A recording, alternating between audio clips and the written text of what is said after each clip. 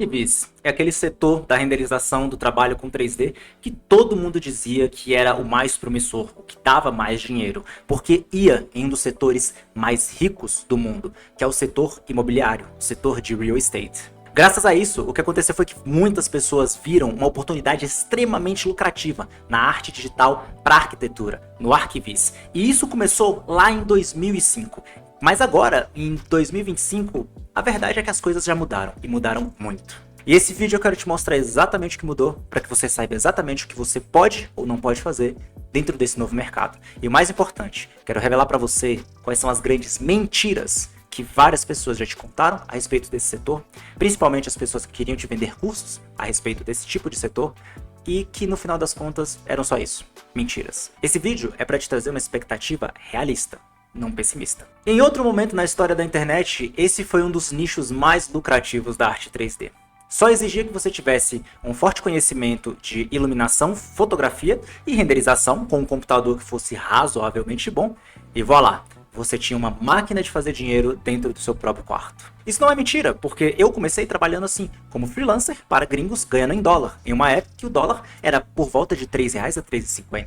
Então eu ganhava, entre aspas, 3 vezes mais do que um freelancer brasileiro ganharia na mesma hora de trabalho. A grande questão é que o mundo mudou. A gente não tá mais naquela terra de ninguém, não é mais esse oceano azul onde qualquer um podia entrar e ia dar tudo certo. O que ocorreu foi literalmente a morte do Arquivis, como a gente conhecia. Só que assim, para a gente poder fazer a análise desse atestado de óbito, para a gente exumar esse cadáver, a gente vai descobrir muita coisa e entender o que realmente sobrou dessa morte, porque sempre que alguma coisa morre, alguma coisa nova nasce no lugar. A mecânica de saturação do mercado e a democratização predatória da tecnologia. É o seguinte, a saturação do mercado de arquivis aconteceu. Não importa quem diga que é mentira, que é posicionamento, fala de marketing, etc e tal, o mercado de arquivis já está saturado há pelo menos 4 ou 5 anos. Isso porque o início de um mercado de arquivis com profissionais independentes, com renderizações como nós conhecemos agora, realmente teve o seu início ali em meados de 2005. Então estamos falando de um mercado de pelo menos 20 anos de história. Um mercado que cresceu junto com grandes estúdios de animação, na verdade. Nessas décadas iniciais, a renderização offline, utilizando o V-Ray, o Corona, foram o início, porque era o que tinha de bom. Você não tinha muita tecnologia de Global Illumination, você não tinha renderizadores realmente potentes, tudo dependia da CPU, ou seja, do processador, era lento, mas dava para fazer. Se você se esforçasse, se você tivesse um pouco de paciência, você conseguiria renderizar na sua própria casa. E até mesmo a questão dessas limitações técnicas desses softwares que eram mais complexos. E esses softwares nessa época eram mais complexos, mais complicados mesmo. Tinham muito mais opções, muito mais botões, eram muito mais limitados. Então saber fazer alguma coisa muito boa com esses programas dava um trabalho do cão. Principalmente porque não tinha tutorial da internet para tudo, como tem hoje em dia. Então quem conseguia se posicionar nesse mercado, mesmo sem nenhum tipo de formação tradicional, sem universidade e tal, tinha um conhecimento escasso, se tornava um profissional escasso e ganhar dinheiro com isso era praticamente uma certeza. Você só precisava literalmente escolher um preço competitivo que te permitisse cobrar para que você pudesse viver uma vida muito tranquila trabalhando com renderização. E olha que eu estou te falando de um cenário que não é de 2005, eu estou falando do cenário da minha história, 2018 e 2019 em diante. Pessoal, pausando aqui só um minuto porque tem algo que realmente faz a diferença no dia a dia de quem trabalha com 3D e usa o Blender. A real é que a galera esquece o quanto a segurança faz parte do processo criativo. Arquivos, plugins, assets, texturas, tudo tá passando por dentro do seu computador o tempo todo. É aí que entra a parte boa, o Kaspersky Small Office Security, que te protege contra vírus, golpes e roubo de dados sem precisar de equipe de TI.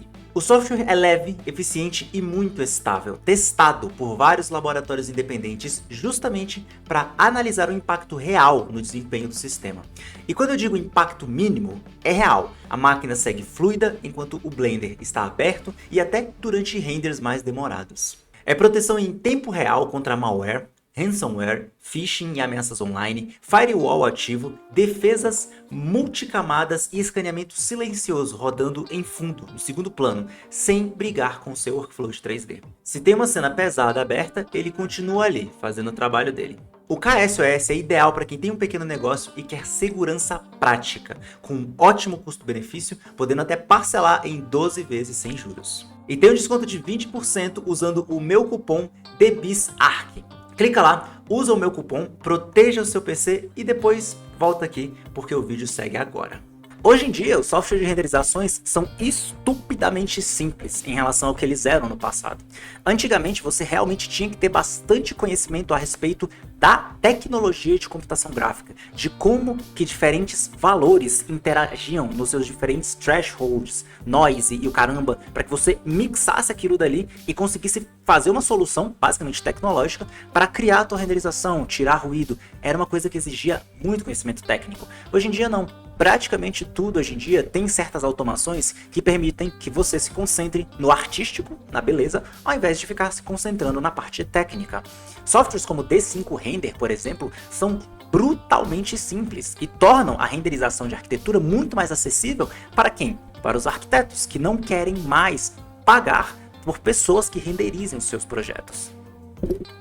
Então a gente está vivendo na época do arquiteto visualizador. O próprio arquiteto faz o seu próprio render. Mesmo que ele não seja o perfeito, o render já é bom o bastante para representar a ideia do arquiteto de maneira fiel, de maneira que ele não precisa se preocupar com alguém xingando a cara dele, dizendo que os materiais dele não parecem realistas, ou que as perspectivas que ele fez não entregam o que ele queria entregar em seu projeto. Até porque boa parte dos arquitetos são muito bons em fotografia e composição, o que permite que eles tirem câmeras razoáveis dos seus próprios trabalhos. Ou seja, se os arquitetos não tinham mais demanda por botar outra pessoa para renderizar, obviamente que essa queda na demanda iria fazer com que a oferta estática de artistas sofresse. E, para competir, sobrou para os artistas o quê? Competir no preço. Abaixar o preço, sim. Tem estúdios e pessoas que conseguiram se manter posicionadas, que conseguiram sim ter clientes fixos, que estão com elas e permaneceram com elas meses ou até anos adiante, mas outras pessoas não. Outras pessoas, outros profissionais, tinham clientes rotativos, e essa rotatividade natural de um escritório de arquitetura e também natural de um escritório de arquivis fazia o negócio ficar bem embaçado, porque quando o cliente saía e procurava outra pessoa mais barata, você ficava a ver navios, e aí você ia fazer o quê? Baixa o teu preço, compete, volta para o campo de batalha para tentar trazer mais cliente, captar mais cliente, e a roda continua. E isso não é novidade. Tem basicamente 4 ou 5 anos que isso está acontecendo. Está se tornando cada vez mais difícil renderizar, porque os clientes diminuíram. O arquiteto está renderizando sozinho já faz muito tempo. E com D5 Render e outros softwares como Lumion, Twinmotion aí na fila, o arquiteto tá cagando para pagar alguém para renderizar. Ficou caro, simplesmente ficou caro pagar para renderizar por fora. É melhor você fazer você mesmo, é mais rápido e mais barato. Se aplica a todos os casos? Não. Se aplica uma quantidade suficiente para mover o mercado? Sim, infelizmente sim. Fora isso, temos a braba, né? Inteligência artificial. Muitas pessoas podem meramente pegar as suas vistas do SketchUp, colocar no Gemini da vida, por exemplo, e fazer o seguinte: digita lá no Gemini, no modo Nano Banana, e fala, ó, transforma essa imagem em uma renderização impressionante para eu apresentar para o meu cliente. O termo renderização impressionante ou imagem fotográfica impressionante já é o suficiente para o Gemini fazer aquela imagem virar um render perfeito que ele pode entregar para outra pessoa. A IA ajudou muitos de nós como profissionais a também acelerar o nosso trabalho, com denoisers dentro do próprio renderizador, né? Como é dentro do próprio Blender, que tem um denoiser de inteligência artificial, utilização de tecnologias de videogame, ray tracing em tempo real, várias coisas que vêm utilizando inteligência artificial para tornar o workflow de 3D mais rápido. Entretanto, a verdade é que a IA também fez a mesma coisa que os arquitetos renderizadores fizeram. Comeu a demanda.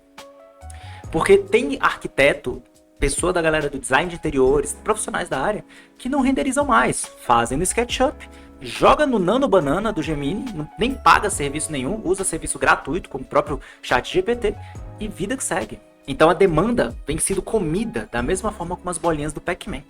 Uma coisa curiosa que também aconteceu foi a mudança na perspectiva do que é um render medíocre. Bom, é o seguinte, a verdade é que em qualquer mercado, no geral, todo mundo é medíocre. Porque existe uma distribuição média da habilidade das pessoas. Você vai ter uma pequena porcentagem de pessoas que será excepcionais naquilo que faz, e vai ter ali uma quantidade de pessoas também que é estupidamente ruim no que faz. Mas na média, todo mundo vai estar ali numa curva de sino.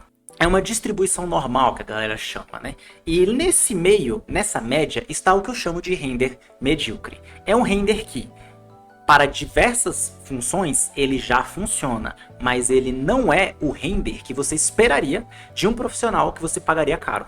O problema é que a ideia de o que é medíocre no Arquivis foi só subindo. Só subindo. Em 2018, um render medíocre era uma coisa completamente diferente do que um render medíocre hoje em dia. Um render medíocre de 2018, 2017, ali 2015 para trás, era o que hoje a gente consideraria o render de uma pessoa que abriu o programa e renderizou pela primeira vez sem saber apertar os botões. Então, um render medíocre de 10 anos atrás, por exemplo, era um render onde a pessoa não colocava os materiais com seus devidos mapeamentos, né, com normal map, displacement, roughness, não colocava materiais PBR realmente bem feitos, fazia materiais meio que no olhômetro, a câmera não estava 100%, a iluminação não tinha um Global Illumination bem feita, até porque para fazer uma boa Global Illumination você tinha que ter um conhecimento técnico um pouco acima do normal, não era só apertar botão ali nas opções de iluminação e fazer a coisa ficar bonita, dava mais trabalho. Então, graças a isso, o medíocre, porém aceitável, era muito mais baixo do que o medíocre hoje em dia. Hoje em dia, o render medíocre, o render mediano, é o render de alto nível de 10 anos atrás. É simplesmente fantástico em comparação ao que tinha 10 anos atrás. Então, essa é uma coisa meio complexa de se falar, mas é que a habilidade técnica de renderização, ela foi sucateada porque simplesmente a ideia do que é mediano, do que é o mais ou menos, se tornou muito mais alta do que ela era 10 anos atrás. Então, para você ser mais ou menos no serviço de renderização hoje em dia, você tem que ser um dos melhores de 10 anos atrás. Você tem que aplicar materiais de forma que pessoas 10 anos atrás nem sabiam que era possível de fazer. Para você ser considerado mediano na renderização, você tem que no mínimo saber fazer animação hoje em dia. Se não faz animação e você cobra tipo R$300 por 2 imagens, por exemplo, para você fazer um pacote de 2 imagens por 300 conto, você já tem que entregar um render que há tipo 5 anos atrás era assim um dos melhores renders que eu via os meus alunos fazendo, sabe? Então a barra do que é medíocre tá muito alta. Então não só a demanda foi devorada, aumentando a competição e reduzindo preços, como também a ideia do que é aceitável ficou muito mais alta. Então profissionais que não se atualizaram, profissionais que não ficaram estupidamente bons em fotografia, composição, iluminação, simplesmente foram varridos do mercado, porque não tinha como competir. E o bizarro é pensar que essa qualidade, que outrora era o ápice, agora é vista como medíocre. A altíssima qualidade que se espera agora são gigantescos landscapes. Coisas assim de cena de cinema, sabe? Coisas que você veria com equipes da Netflix, fazendo em grupos ali de 4 pessoas pra cima. Isso é que o mercado chama de alto nível hoje em dia. Não é qualquer render feito no seu computador que é mais alto nível. Um render realista feito no seu computador, um render estático, principalmente quando as pessoas sabem que todos os assets daquele render não foram modelados por você, foram baixados e você basicamente jogou The Sims no seu computador, a pessoa vai olhar para aquilo dali com desdém. Porque ela sabe que ali não tem tanto valor assim mais como era visto antigamente. A parte 3 disso daqui é a economia da miséria nas plataformas de freelancer. A verdade é que no início, quando eu entrei nesse mercado, a coisa já estava um pouco cheia, mas era fácil se destacar, porque quando você era bom naquilo que você fazia para os critérios do que existia antigamente, ficava muito na cara. Seu render era obviamente melhor do que o de todo mundo. E agora a renderização de todo mundo é praticamente igual. Quando você pega esse monte de renderização que parece que qualquer pessoa poderia ter feito, coloca dentro de uma plataforma de freelancer e a pessoa começa a navegar entre os diferentes profissionais e ela vai vendo que todo mundo entrega mais ou menos a mesma qualidade, o que acontece é que você percebe que meio que virou uma commodity. Todo mundo é igual, então qualquer um serve. O diferencial vira pontualidade, vira se eu me relaciono bem com essa pessoa, vira literalmente se eu acho o rosto da pessoa com quem eu tô conversando agradável. E essas plataformas de freelancer, elas não fecharam suas portas. Ao longo dos anos, elas só estão crescendo, crescendo e crescendo cada vez mais. Tem milhões de pessoas, de profissionais em todos os setores do mercado, todos os dias se cadastrando nessas plataformas. Então a competição só aumenta, a demanda já foi cortada tanto pelas IAs quanto pelos programas que fazem com que o arquiteto não contrate renderização externa, renderização de pessoas por fora, e só mais gente entrando e o preço vai só caindo. Gente, a real é, esse mercado está saturado, sim. Precisamos ser honestos, está saturado. Tem gente pra caramba, tem gente demais. E é assim com todo mundo, sabe? O mundo inteiro está saturado, se você parar pra pensar. Isso é até um bom sinal, entre aspas, porque significa que tem muitos empregos, mas também tem muita gente querendo trabalhar e procurando trabalhar, e essas pessoas que procuram trabalhar, infelizmente, atrapalham quem já está trabalhando, porque simplesmente trazem uma competição desnecessária, uma competição maluca, que não faz com que ninguém saia ganhando. Todo mundo sai perdendo, incluindo o cliente, porque nem o cliente sabe mais quem escolher para confiar e para quem contratar de fato, sabe? Bom, vamos falar de números um pouco. A verdade é que essa economia de freelancer, ela sempre foi uma uberização do artista 3D. Como se o artista 3D fosse um Uber que leva o render do ponto ao outro. E se a gente for fazer uma análise, né? Tipo, o que as empresas, os estúdios profissionais dizem nos Estados Unidos, na Europa, que eles precisam cobrar para poder ficarem solventes no final do mês, ou seja, pagarem as contas, salários e tudo mais, eles precisam cobrar entre $1.500 a $3.000 por imagem, para cobrir os custos operacionais e ter alguma margem de lucro. E isso eu tô falando de freelancers em regiões estupidamente caras, tá? Falando de Noruega, Inglaterra, Estados Unidos, tá? E eles dizem que é isso que precisam cobrar por imagem para ficarem solventes ao final dos seus meses. Só que é o seguinte, freelancers de outras regiões, como da Índia ou da China, por exemplo, conseguem oferecer serviço de renderização com qualidade similar hoje em dia, graças à inteligência artificial e esses softwares que facilitam as coisas, conseguem oferecer isso entre $5 e $50. Então você vai ter do render de $5 ao render de $3.000. No render de $3.000, você já sabe o que você vai encontrar. Vai ser um alto nível desproporcional. Você vai ser tratado como um rei e você vai receber animações a nível de cinema. Beleza. O problema é o meio de campo. O problema é quando você tenta cobrar $700 por imagem. Tipo, como que você vai competir com a pessoa que cobra 400? Aí a pessoa que cobra 400 vai tentar competir com a de 300 e assim sucessivamente. Nessa uberização, o que acontece é que as plataformas de freelancer tiram das mãos dos artistas a possibilidade deles determinarem os seus preços por si próprios. Mesmo que você possa chegar numa plataforma de freelancer e digitar o preço que você quer, você sabe que não adianta colocar $1.500 ali na sua renderização. Ninguém vai comprar, ninguém. Se você não for estupidamente bem conhecido, sabe, aquela pessoa que todo mundo já sabe que é o cara, se o seu posicionamento não for um posicionamento basicamente divino no setor, ninguém vai te pagar esse valor. Ninguém. A gente entra em um assunto de marketing que está totalmente fora do escopo desse vídeo. Então o que acontece é o que eu te falei. Um vai abaixando no outro, fazendo aquele leilão, e esse leilão orgânico vira a média dos preços que a plataforma permite que você cobre ali dentro. E esses preços, infelizmente, estão cada dia menores.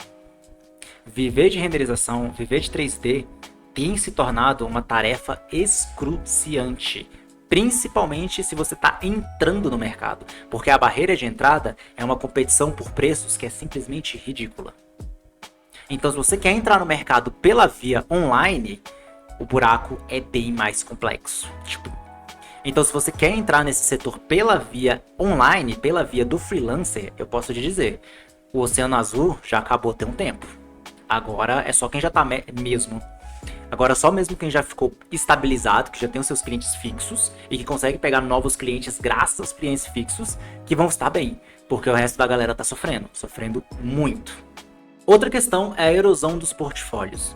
Como você precisa ter o tempo todo essa competição maluca, então você tá tentando fazer o teu portfólio com muito mais agilidade do que você deveria. Você precisa de tempo para poder cozinhar um render realmente bem feito. E essa erosão de portfólio faz com que todo mundo tente fazer renders o mais rápido possível para poder mostrar serviço o mais rápido possível e tentar ganhar cliente o mais rápido possível. O que também coopera para essa mediocridade geral, que já é alta em relação ao que era antigamente, e faz com que as pessoas simplesmente não tenham mais os mesmos olhos para aquela ideia do render de alto padrão. O render de alto padrão já está numa média muito alta. Então, para você estar na média, você já tem que ser muito bom. Para você chegar no próximo nível, você tem que ser estupidamente excelente, saber fazer animações de alto nível e ter um atendimento a cliente que é, assim, invejável.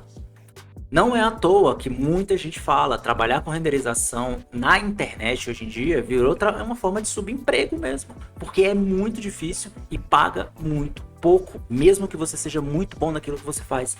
É frustrante para mim ver que eu tenho várias renderizações que vários dos meus alunos fizeram, que eram alunos simplesmente sensacionais, mas que eles não conseguem penetrar no mercado online mais. Simplesmente porque o mercado online virou essa várzea maluca, socada de chinês, indiano, brasileiro, galera aí de Moçambique, cobrando $20 para fazer renderizações que deveriam ser cobradas pelo menos em $500 para cima, para poder manter essas pessoas, sabe, num padrão de vida razoável. E tipo, quando eu falo $500 e a pessoa acha caro, cara, se você tá achando caro, você já foi ferido, porque a sua percepção de valor de uma renderização já mostra que você não valoriza render. Se você olha para um render de $500 e fala, poxa, tá caro, é porque sua percepção também já foi ferida. Todo mundo já tá olhando e falando, tá caro, não vale 500 conto, não vale mesmo.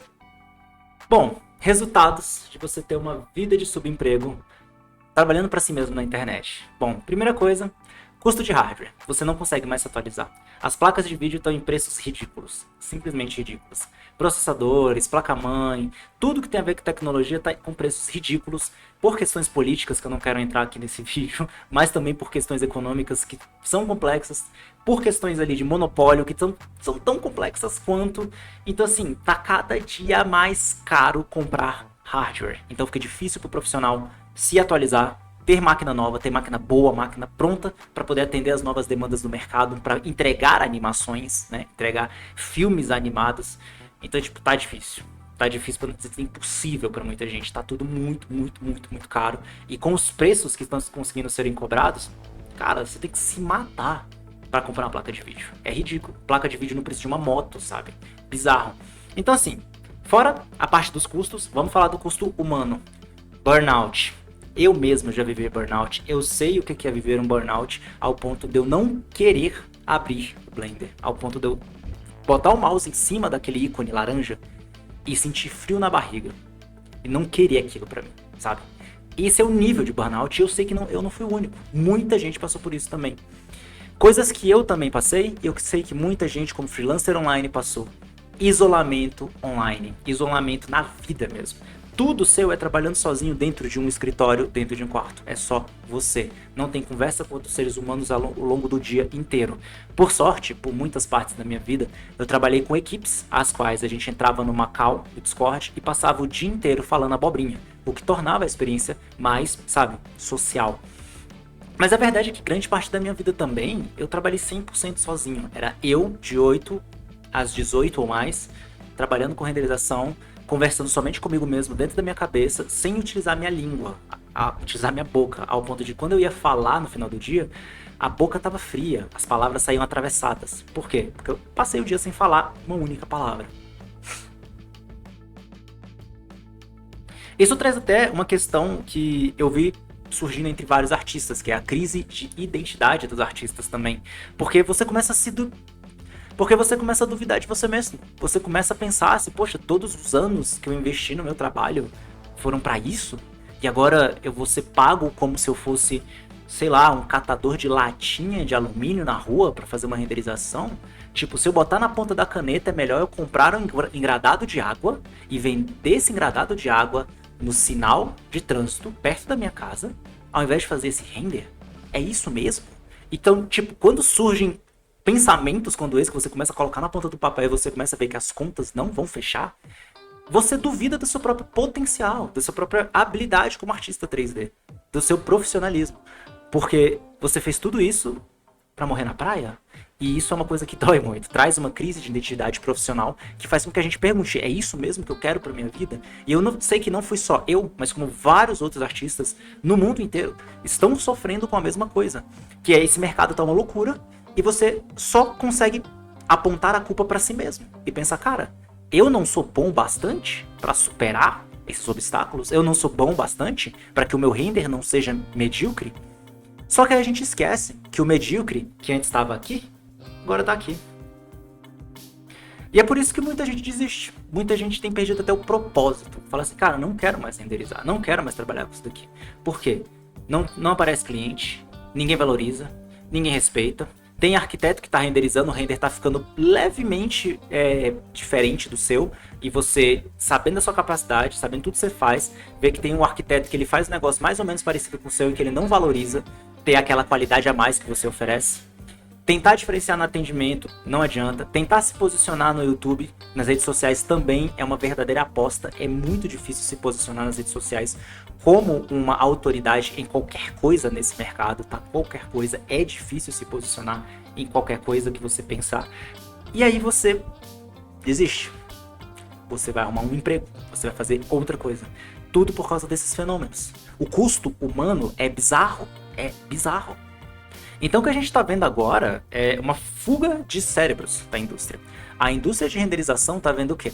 Várias pessoas capacitadas, pessoas que poderiam estar fazendo renderizações realistas brutais, fugindo do mercado, procurando outros trabalhos. Por quê? Porque ninguém valoriza. Simplesmente ninguém mais está valorizando a renderização como valorizava antes. E porque a média já é um nível muito alto.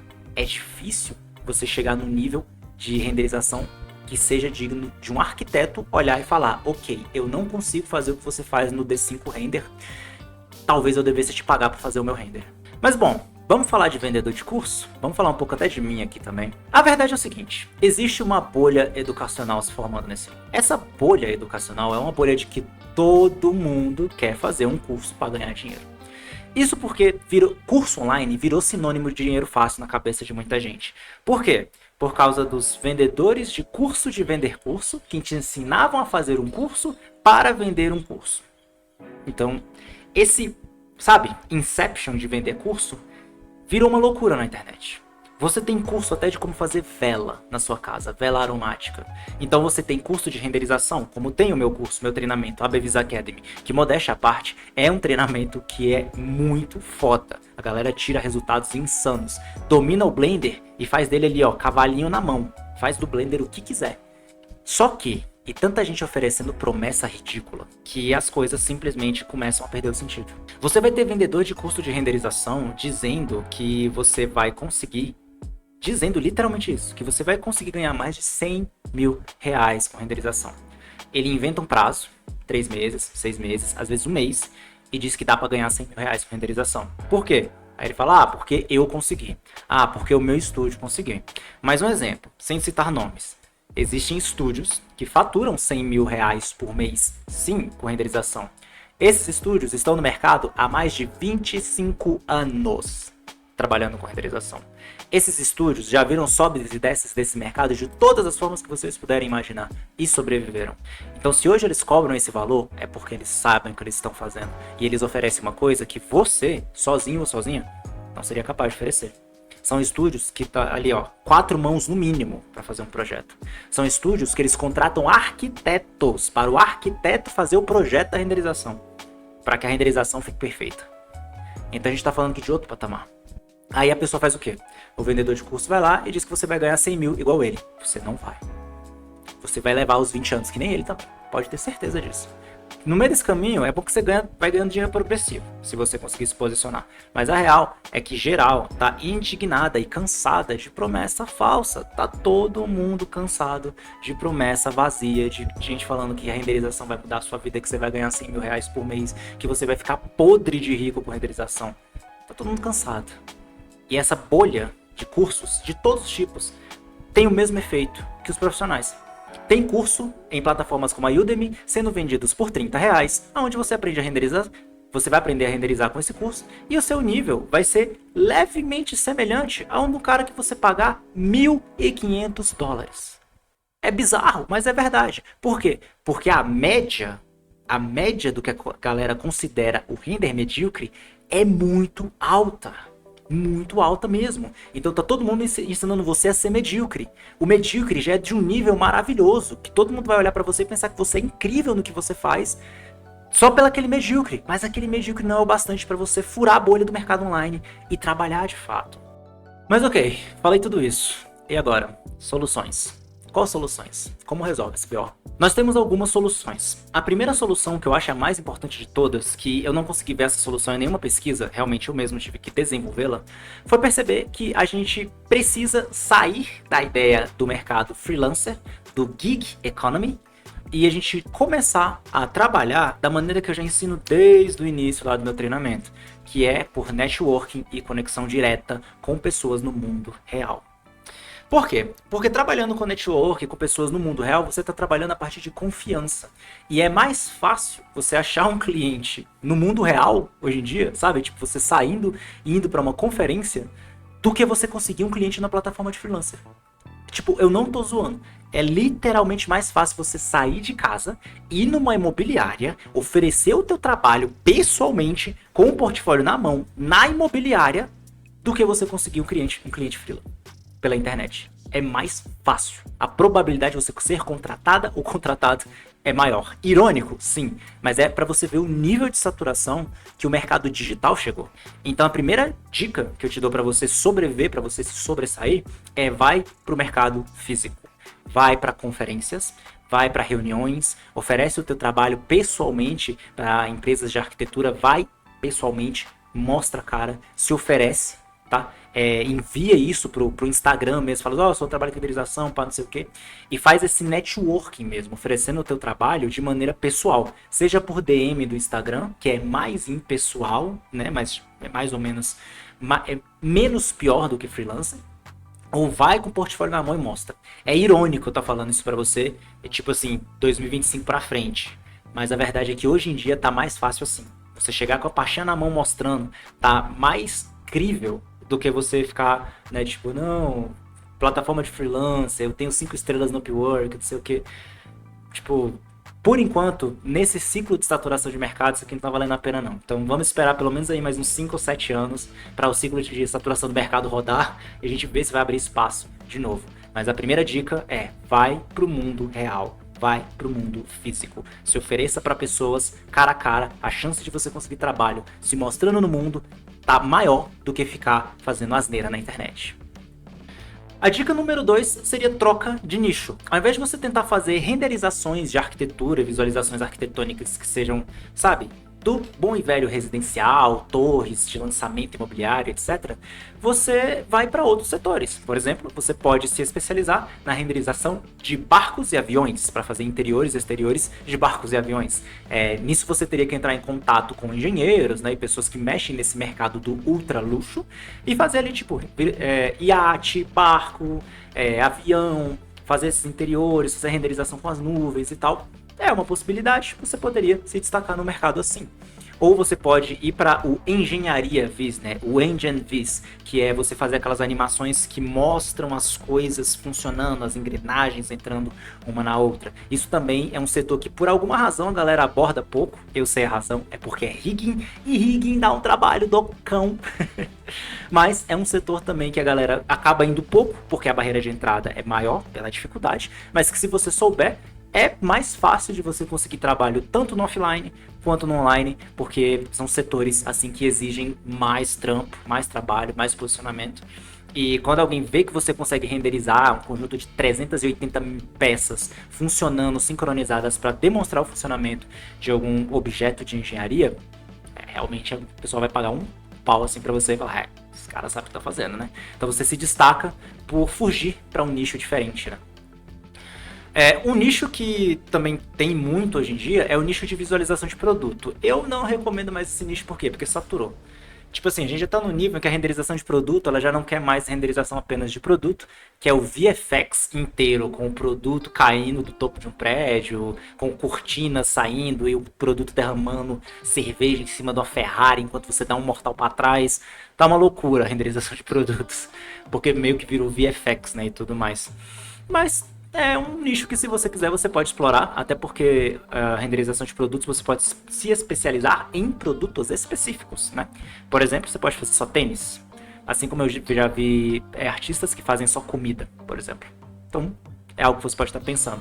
Mudar de nicho e ir para um nicho um pouco mais, né, singular, que poucas pessoas abordem esse nicho da forma que você aborda.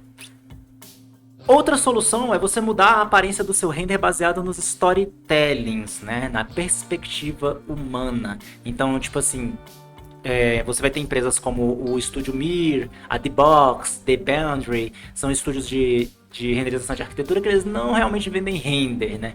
Eles vendem meio que aquela coisa da atmosfera, do feeling, tá ligado? Então eles vendem uma emoção, que é a ideia daquela coisa, né? Aquele deslumbre, só que nisso você tem que saber as habilidades, por exemplo, que eu ensino no meu treinamento, né? Que é realmente storytelling, composição, fotografia, iluminação, tudo em um nível muito mais alto do que a média.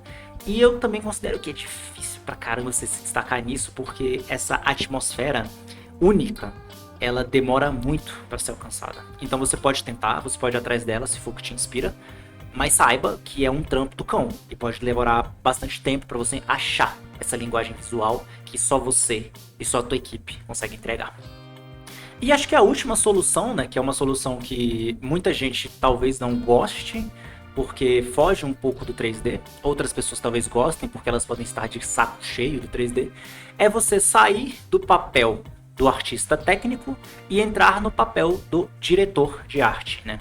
Então seria você se juntar com 3 ou 4 outros artistas 3D, fazer um pequeno time e você gerenciar esse time, tanto com participação técnica, né, renderizando, quanto não, para poder criar renderizações que de outra forma você não conseguiria fazer sozinho ou sozinha, né?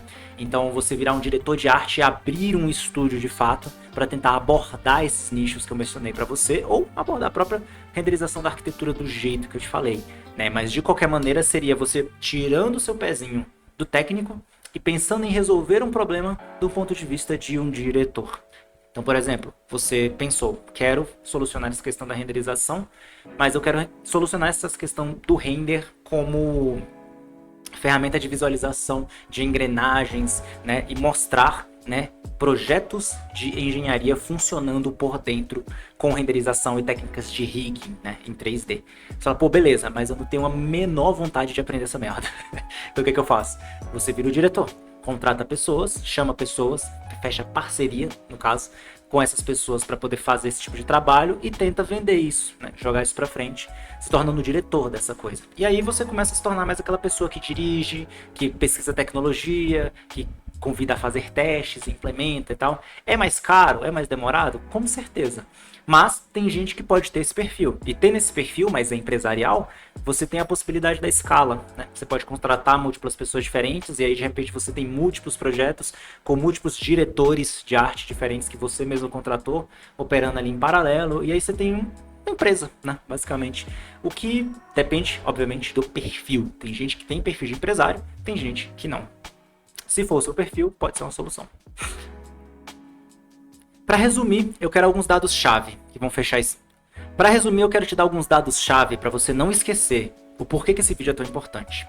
Primeiramente, a tarifa média que você consegue cobrar por imagem como freelancer do Fiverr ao Upwork é de 5 a 50 dólares por imagem. Preço de render como freelancer está muito baixo.